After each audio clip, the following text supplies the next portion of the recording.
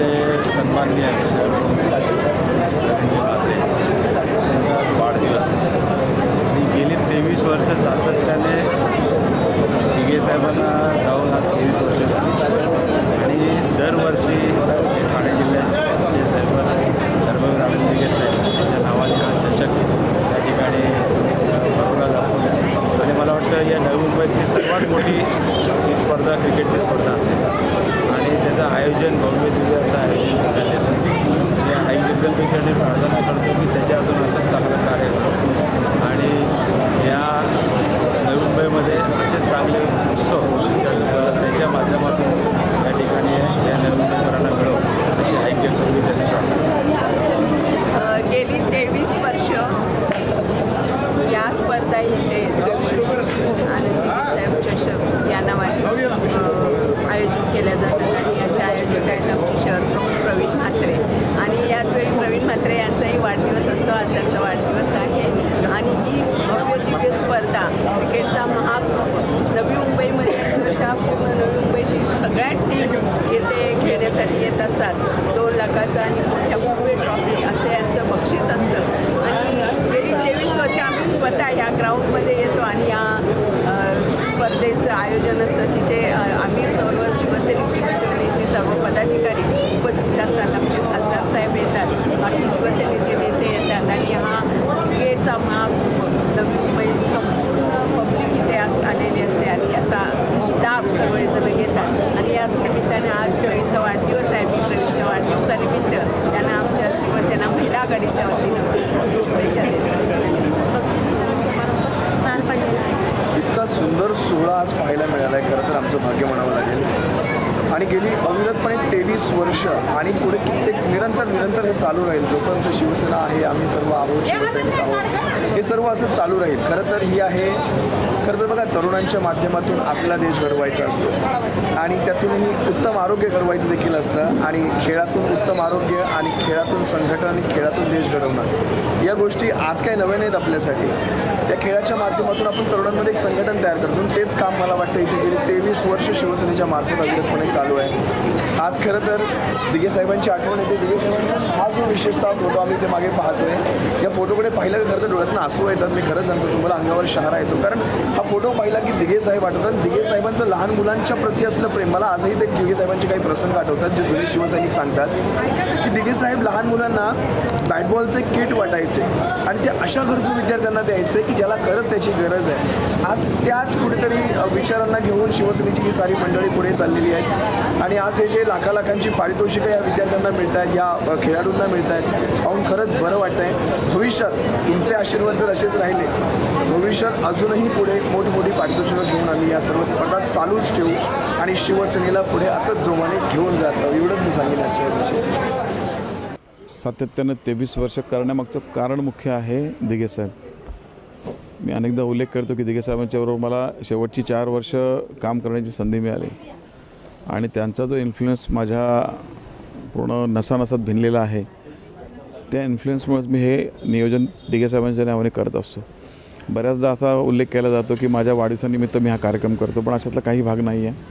2013 साली जेव्हा आदित्यजी आले तेव्हा त्यांची तारीख पुढे मागे झाल्यामुळे नंतर 25 डिसेंबरला त्यांचं आगमन झालं इथे आणि तेव्हापासून माझी जी टीम आहे त्यांनी ठरवलं की आपण 25 डिसेंबरलाच फायनल ठेवायची. म्हणून मागच्या 2013 पासून आपण हे 25 डिसेंबरला करत असतो. उत्साह तुम्ही आज बघितला सगळा. म्हणजे देवाच्या कृपेनं सुदैवानं परिस्थिती अशी आहे की दरवर्षी उत्तरोत्तर उत्साह वाढत जातो आणि उत्तरोत्तर प्रेक्षकांची गर्दीही वाढत चाललेली आहे आणि मॅचेसही चांगल्या झाल्या. पाहुण्यांची रेलचेल दिवसभर असते, तुम्ही बघताच. तर हे आपण करत असताना जेव्हा आमची तयारी चालू होते तेव्हा भीती असते, मला एक धाकधूक असते, बाबा काही लोक येतील की नाही बघायला, स्पर्धा यशस्वी होईल की नाही, ती एक धाकधूक असते. तर निश्चितपणे जेव्हा आपण हे सगळं यशस्वी होतं तेव्हा कृतकृत्य झाल्यासारखं वाटतं आणि खरोखर आनंद वाटला मला की आज प्रेक्षकांनी खूप इथे पसंती दिली आणि मोठ्या प्रमाणावर प्रेक्षक उपस्थित होते. कारण की मधले दिवस असते, सोमवार मंगळवार बुधवार स्पर्धा नॉर्मली कुठे होतच नाही आहे, पण आपण ती घेतो कारण की 25 डिसेंबरला सगळ्यांनी फायनल ठेवायचा विचार केला म्हणून आपण घेत असतो. आणि प्रेक्षकांनी पसंती एवढे मोठ्या प्रमाणात दिल्यावर मी खरोखर प्रेक्षकांचा धन्यवाद मानतो. एवढे सगळे पाहुण्यांची रेलचेल झाली, पाहुण्यांचे धन्यवाद मानतो. आणि आज माझ्या जन्मदिनी मला जे शुभेच्छा देण्यासाठी उपस्थित होते त्या सर्वांचाही मी धन्यवाद मानतो. आपल्या स्पर्धेमध्ये दरवर्षीप्रमाणे असा फॉर्मॅट असतो की 8 संघ आपण ग्रामीणचे घेतो, म्हणजे नवी मुंबई मर्यादित. आणि 8 संघ जे असतात ते पूर्ण आपल्या भारतातले सगळे प्लेयर असतात.